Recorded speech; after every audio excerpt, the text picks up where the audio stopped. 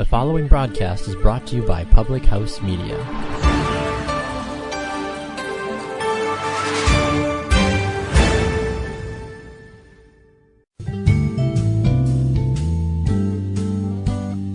They don't call it baseball because it's played with chestnuts. Welcome to Completely Serious. That little saying was sent to us via snail mail by Russell Eastbrook. Thank you, Russell, for sharing your talents, your creativity with Completely Serious on Public House Media. Welcome to the show. It's Completely Serious, a show where we have fun and talk sports. What was that? It's a show where we have fun and talk sports. And today, it's a day unlike any other, because today we are on episode 10, the big 1-0. Most podcasts don't make it past episode 2. We are on 10. Many make it past 100. We're not even close to that, but I'm still pretty excited. Can you believe it? 10 already? We've made it past, or at least we've made it to 10 episodes. We'll see if we make it past 10. My goal is 1,000, and we are 1/100th of the way there. What a journey we have been on so far. We have barely stepped off the driveway, nay, the foot of the front door of where we are going. And when this show was just a wee little fetus attached to the podcast umbilical cord, we had fun and talked sports with none other than Geoffrey Francis Clark, esteemed writer based out of Chicago. He's a sports writer. He was on our first episode and now joins us for episode 10. Maybe we'll have him on every episode that begins with a 1 and ends with zeros. That'd be fun. I think that's a good idea. We'll plan for that. GFC, what's up, my man? How you doing? I am doing just great. Happy birthday, by the way, Ryan. Oh, I thank you. Yeah, we're doing this podcast on my 21st birthday for the 8th time. So much is happening in the baseball playoffs. Football is hot and heavy. So much to have fun and talk sports about. Speaking of hot and heavy, how are you and your relationship with sports going? Are you still a big fan? I mean, do you watch it all the time? Well, yes, I do watch it all the time. I mean, pretty much my entire free time revolves around sports. You know, my job revolves around sports. So because that happens, during my free time, I like to invest my time in other things, but I still keep up with it as much as I can. What's great about being a fan outside of your job and working at your job, working at the job that I have right now, is that you know, you can't really express outwardly your emotions as much while you're doing your work. But when you're away from work, just about anything goes. You never know what Jeff's going to say. You're a hot potato. That's how we like it here on Completely Serious. We bring in an agate editor, Geoffrey Clark. He's a writer of the NBA. That's the National Basketball Association. What do you think about NBA and National Basketball Association? Is that a good name for the league, or would you like it maybe to be the American Hoops Club or something like that? Well, it's very interesting that you bring that up. So you're going to get a little history lesson right now. So take notes. There'll be a quiz at the end. Okay, go ahead. When the league started out, it was known as the Basketball Association of America. And that was in 1946, the first game between New York Rangers and the Toronto Huskies. But eventually they did decide to tag along. We hear so much in the news these days. There's just so much going on, so much baloney in the papers and on the tube. You see it all over the place, the sheer hogwash happening in the world. And so much of it kind of boils into sports. You know, when you see things like with Adidas and Nike and Louisville, or just athletes going awry, do you feel a sense of helplessness sometimes when you're covering sports with so much going on? And how do you kind of reconcile that with the point of being in sports, and that is to entertain? Well, I don't feel so much a helplessness feeling when it comes to sports, but there are times when I think back about how inconsequential sports really is, and it really should not affect that much of our daily lives. That's so deep, because there's so much happens in the world, and sports are like this getaway. But you're right, inconsequential is a great way to say it, I think. But you know, I think so much about all these things where unfortunately sports does cross over into real life. Most notably, I think this way when it comes to college sports, and not so much pro sports, because you know that's it is pro sports. It is what it is. But collegiate sports, that comes from what's supposed to be an academic structure and academic background. And the fact that people, I think, get so much more into what their teams do from a collegiate standpoint as opposed to a professional standpoint, because they have it's their alma maters. They have regional bloods. They have family connections. They have all this stuff that's connected to a university for one reason or another. It's really supposed to be about academics and all said and done, but people live and die with it just as much as they do in regular professional sports. And what really struck me about this particular topic, what really caused me to think about this, was the whole Penn State fiasco several years ago. And I'm watching SportsCenter the night Paterno got fired, and I see all these students rioting, and I see that, these are really kids when you think about it, kids who are just out of high school and are still trying to make their way in the real world, and yet somehow everybody's living vicariously through them. I mean, the professional athletes, okay, they get paid millions of dollars to do it. They're the best at what they do. That just happens. But these are people who, for the most part, are not going to do anything professionally in sports, and people are living as vicariously through them as they are through the professional athletes who are on the covers of Sports Illustrated for Kids and all that other stuff. So, we really have to, when you put yourself in their shoes, you kind of have to consider that they're probably thinking, I've got literally millions of people who go about their weeks depending on how I perform on the playing surface. And I think that, and the coaches are no exception to that too. They're the ones getting paid, but at the end of the day, they're coaches in an academic environment, or at least what's supposed to be an academic environment.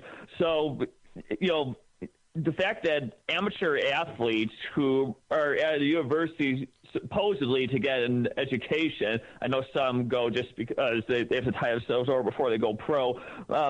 I feel like that people put a little too much pressure on these people when they're really there to get degrees. They shouldn't have to feel like they shouldn't have to have their lives suffer in the classroom and socially, and have their lives as regular college kids be affected because they're on ESPN every week. It's just a little much, I have a question for you that is going to probably be a little bit of a hot topic in your world. Sometimes I look at a highway, say heading into your fine city of Chicago, and think, why didn't the person who invented the highway just have the presence of mind to make it wider, to make more lanes so there'd be less traffic? Do you ever feel the same way with newspapers? Like there just isn't enough column inches. Why didn't we make the newspaper bigger? Well, the newspaper used to be bigger. Unfortunately, as you probably know, and unfortunately I'm not going to say anything new about this, the internet came along, and the newspapers didn't always know how to adapt properly.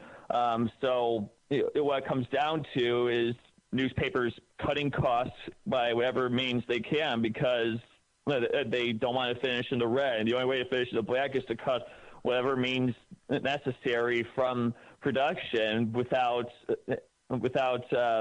affecting the product too much. But ultimately you still have not as much newsprint as you did back in the day. The Sun-Times, it used to print a lot bigger, but then when the Tribune took over the printing of that, my dad noticed that, it got smaller. And I remember this particularly because I'm probably one of the few millennial comic strip readers out there. I noticed a couple of comic strips that had been there for a while were no longer in there. Like they stopped running the Family Circus. They stopped running Drabble. So, it ultimately comes down to how they can cut costs. And, I will say that a lot of newspapers now are emphasizing their online product. Yes. There are a lot of I want to bring that up too. Papers out there right now who will only go to, well, I should say a lot of papers, they won't discourage people from canceling their print products because they would much rather people purchase online because it's better for the environment. It's fewer papers that someone has to put out, so that's fewer papers that they have to deliver.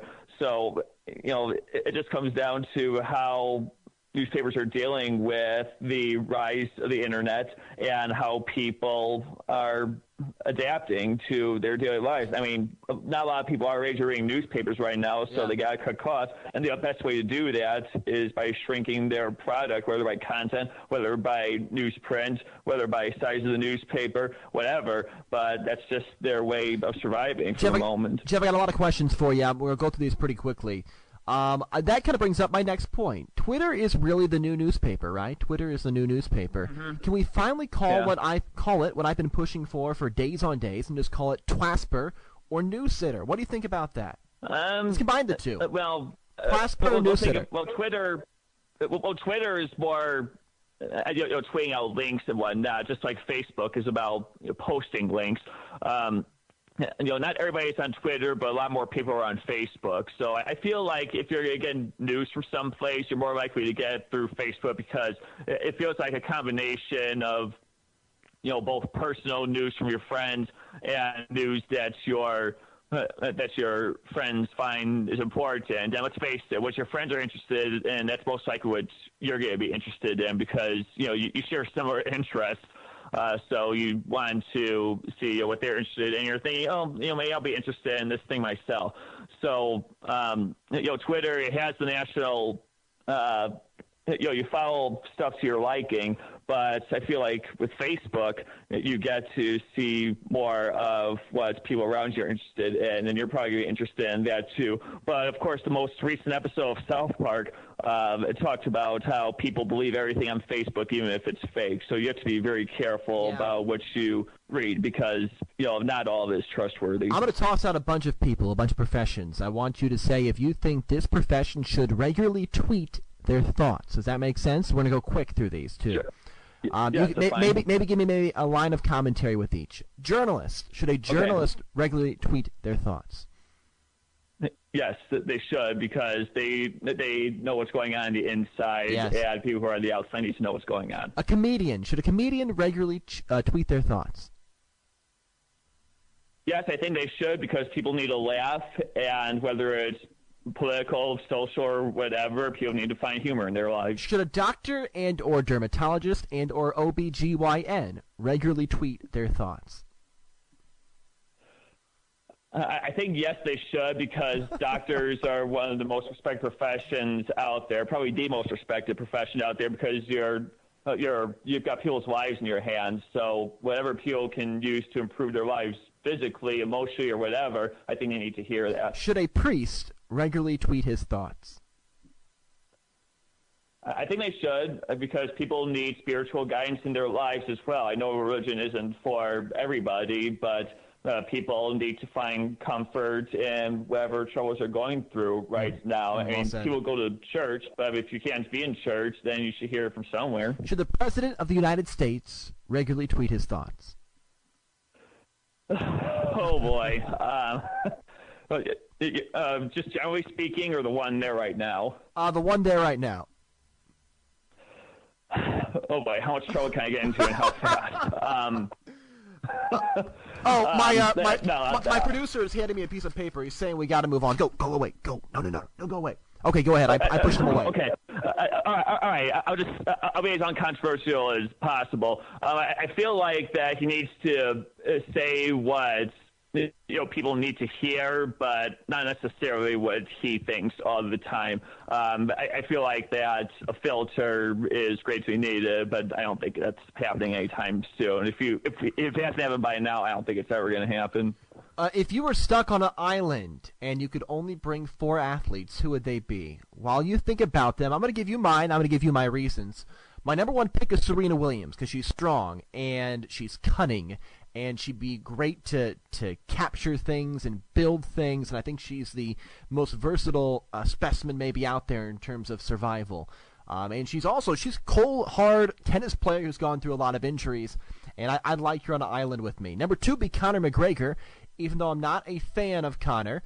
I think he'd be great at fighting off, werewolves and animals. He'd be a great protector of your group. My number 3 is Chris Bryant, Cubs third baseman. Seems like a really nice guy. You need somebody that can create some camaraderie, and he'd be fun to talk to, I think. And my number 4 would be Brittany Griner because she's very tall and she could pluck fruit from the highest of trees. So those would be my 4: Serena Williams, Conor McGregor, Chris Bryant, and Brittany Griner. What would your 4 athletes be if you were stuck on an island, and why do you pick said 4 athletes?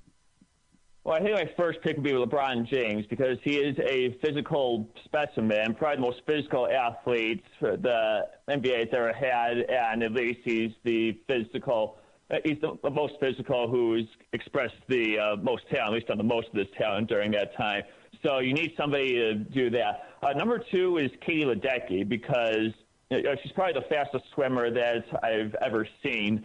And, if you need somebody to swim away to, I would say it's a shark or anything else dangerous in the water, I would definitely trust her to, get me out of the water and into safety. Number 3 would be Allison Felix. I would say Usain Bolt, but now he's retired, so I'm not going to say that. But I think Allison Felix is the next best thing out there, at least from a sprinting standpoint, because, again, you need to outrun danger on land. She'd be able to guide you. And then my 4th pick would be Jonathan Taves because he has the proven leadership and he takes things seriously when all is needed, but he still makes his own productive contributions to the cause. So those are my 4: LeBron James, Allison Felix, Katie Ledecky, and Jonathan Taves. What is the weirdest thing happening in sports right now? I'll give you mine. I recently read an article, or maybe it was a headline, or maybe I heard it from a third source, I don't remember. But I recently had this idea that I'm pretty sure is true, that athletes love to eat peanut butter and jelly before games. I think it's interesting. You have all this science, you have these advancements in technology, and the old PB&J is the food of choice for a lot of professional athletes. Is there a story that really is strange going around in sports right now that you want to bring up? Well, I think I talked about this on my first time on the show. I think what's really strange is and cute is the Simba cam that goes on at a lot of games. Yeah. And, for the uninitiated, the Simba cam is, because I think pretty much everybody has seen The Lion King. It's when you take your baby, your toddler, or whatever, and you hold them up for everybody to see, just like Simba is during the opening of The Lion King. So, it's cute, it's strange, but I find it admirable. I don't even know if I've actually seen one in person yet, but I'm always amused whenever I do, at least on videos. It's a great pick. Last, we're going to close out with this. It's been great having Geoffrey Clark on the podcast today. We're going to do some rapid fire. I'm going to run through every NFL game this week, and we don't do this often. We don't make predictions usually. I'm going to run through every NFL game, and you have to give me a first reaction. I want an answer in 1 second or less. Who is going to win this game? Gut reaction from you every time. I don't want you thinking about it. Okay, are you ready? All right, just hold on 1 second, because I actually, because I'm in a pick-em, and I just submitted my picks. You can't cheat here. Our mutual friend Lucas Mitchell was. But you can't cheat here. You can't cheat. I don't want you looking at your picks. I want you to just react from your gut when I read. Okay. You ready? Okay. Eagles, Panthers. Panthers. Bears, Ravens. Ravens. Packers, Vikings. Packers. Niners, Redskins. Redskins. Lions, Saints. Saints. Dolphins, Falcons. Falcons. Browns, Texans. Texans. Patriots, Jets. Patriots. Buccaneers, Cardinals. Cardinals. Rams, Jaguars. Jaguars. Chargers, Raiders. Raiders. Steelers, Chiefs. Chiefs. Giants, Broncos. Broncos. And Colts, Titans. Colts. Geoffrey Francis Clark, thank you for joining the podcast. We always appreciate it. We had you on for episode 1. Episode 10, we'll have you on for episode 100, and undoubtedly episode 1000, and maybe a few times in between. We appreciate your time. All right. Thank you very much, Ryan. And once again, happy 29th. We'll keep the age out of it. But thank you, Jeff. I appreciate it. And keep doing your good work. Where can people read your stuff and follow you? Oh, sure. Well, I'm on Twitter at GF Clark, CLARK 89. I have a podcast called 90s Youth Life. You were on my 200th episode recently. We're podcast buddies. It's at youthlifeNineties.podbean.com, the number 90, by the way. And I am also on Chicago Bulls Confidential. You can go to bullsconf, that's CONF.com. I'm one of the writers there. If you want them to read a bunch of Bulls stuff this year, definitely check us out because I think we're doing some quality work there. That was Completely Serious with Geoffrey Clark on Public House Media. Thanks for listening. We'll see you next week. Bye.